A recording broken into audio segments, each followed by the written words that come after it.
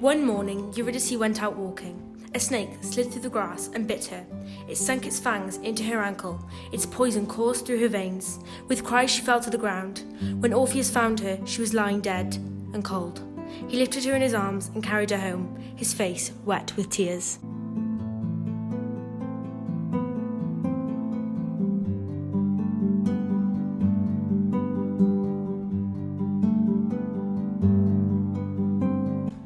After the funeral was finished, Orpheus set off on a great journey. He travelled over land and sea until he came to a dark cave.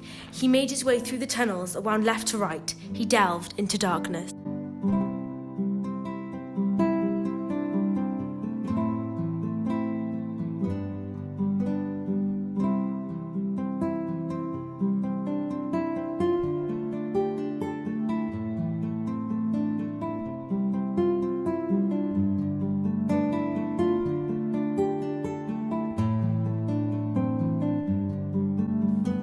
At last he came to the edge of an oily black river, the river of forgetfulness. Suddenly there came the sound of growling, then harsh barking. A great three-headed dog, Cerberus, who guards the riverbank, leapt at Orpheus. His lips curled back from his teeth.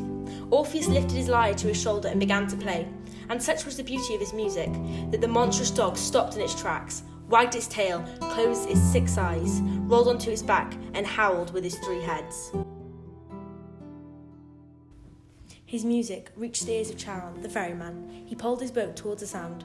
Orpheus never stopped playing his lyre. He stepped from the bank into the boat, and the ancient ferryman pushed away from the land and pulled his boat across the river. Orpheus, still playing, jumped from the boat and walked into the shadows.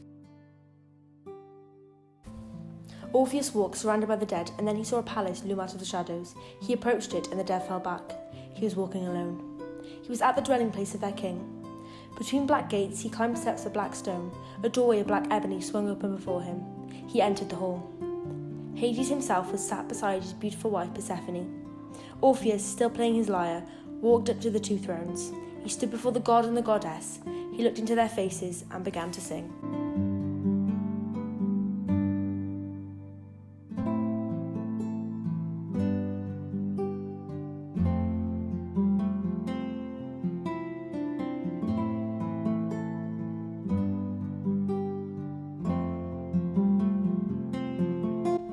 But as Eurydice was following Orpheus, she caught her foot on a stone. She tripped and fell.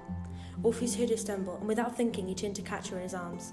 He tried to break her fall, and for a single moment he saw her face, pale beneath still stars. And then his arms closed around empty air, and she was gone. In the land of many guests, the third fate cut the thread of Eurydice's life for the 2nd time, and this time there would be no mending it.